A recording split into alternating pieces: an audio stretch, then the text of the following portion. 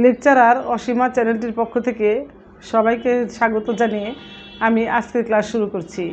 আজকে যে ক্লাসটি শুরু করছি সেটি হচ্ছে 13 রুলস। হ্যাঁ, তো আশা করি আগের রুলসগুলো পড়ে তোমরা সব উপকৃত হয়েছ এবং নোট ডাউন করেছ। দেখো 13 রুলসে দেখো আমি কি লিখছি। আর 12 রুলসে লিখেছিলাম am about to, is about to, আর অ্যাবাউট টু, মানে অবস্থায় আছে। সেটা ছিল প্রেজেন্ট টেন্সের ফর্মে। কিন্তু আমরা যদি অতীতে চলে যাই, পাস্ট টেন্সের ফর্মে চলে যাই, ওয়াজ অ্যাবাউট টু মানে অবস্থায় ছিল, ওয়ার অ্যাবাউট টু অবস্থায় ছিল। ওটা ছিল অবস্থায় আছে। আর বাংলা ক্রিয়া কয়বার ব্যবহার হয়েছে? 2 বার, যায় যায়।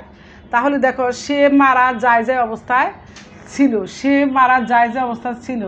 তাহলে শি, মহিলার ক্ষেত্রে ধরলাম, she was about to die, D-I-E, die। তাহলে she was about to die, সে মারা যায় যায় অবস্থায় ছিল। তাহলে যে যায় যায় অবস্থা থাকলে আমরা কি দেব? was about to কিংবা were about to। তাহলে সে মারা যায় যায় অবস্থায় ছিল, she was about to die, she was about to die। দেখো তারপরে লিখেছি তিনি বিদায় নেয় অবস্থায় ছিল, তিনি বিদায় নেয় অবস্থায় ছিল। তিনি কি? হি। হি যেহেতু অবস্থায় ছিল তাহলে he was ABOUT, he was about to departure মানে বিদায়, DEPERATURE।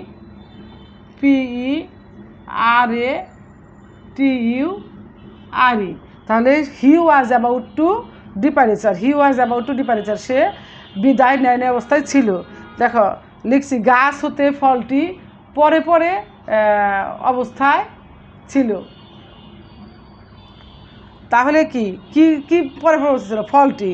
তাহলে দি fruits, FRUIT, the fruit was ABOUT about to পড়া ইংরেজি, about to falling, FALLING, falling from গাছ হতে, ফ্রম দ্য TREE।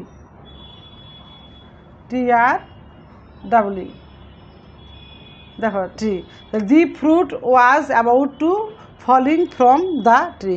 তাহলে the fruit was about to falling, পড়া অবস্থায় ছিল, ফ্রম দ্য ট্রি মানে গাছ হইতে।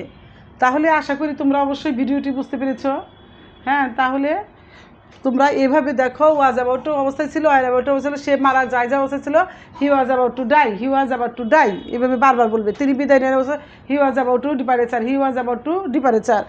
গাছ হতে ফলটি পরে পরে অবস্থায় ছিল, তাহলে the fruit was about to falling from the tree. হ্যাঁ, এভাবে যদি তুমি ইংলিশে ইজিলি কথা বলতে পারো। অনেকে আছো যে তোমরা বিদেশ চলে যাবে আইএলটিএস করে, ভালো করে ইউনিভার্সিটিতে পড়ালেখার সুযোগ নেবে। তো সেই ক্ষেত্রে আমি মনে করি যে তোমরা যদি আইএলটিএস করার আগে এই রুলসগুলো তোমরা যদি শিখে যাও, তাহলে তোমরা আইএলটিএসে অনেক বেশি স্কোর রাখতে পারবে বলে আমি মনে করি। কারণ আইএলটিএস হলো 3 মাসের কোর্স, 3 মাসের কোর্সে কিন্তু সো টাফ হয়ে যায় 7 কিংবা 8 স্কোর রাখা। তো সেই ক্ষেত্রে তোমরা যদি আমি যে রুলসগুলো দিচ্ছি তোমাদের, এই রুলসগুলো যদি তোমরা প্রতিনিয়ত প্র্যাকটিস করতে থাকো, তাহলে আইএলটিএস যখন করতে যাবে তখন কিন্তু একদম সহজ হয়ে যাবে। আশা করি তোমরা আমার এই ভিডিওগুলো দেখে উপকৃত হবে।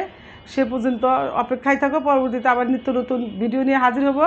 তো যদি আমার ভিডিওগুলো তোমাদের ভালো লেগে থাকে তাহলে ছোট্ট করে একটি লাইক, কমেন্ট এবং শেয়ার দিবে এবং সাবস্ক্রাইব করে রাখবে এবং পাশে থাকা বেল বাটনে একটু ক্লিক করবে। তো ধন্যবাদ সবাইকে, আজ আসি।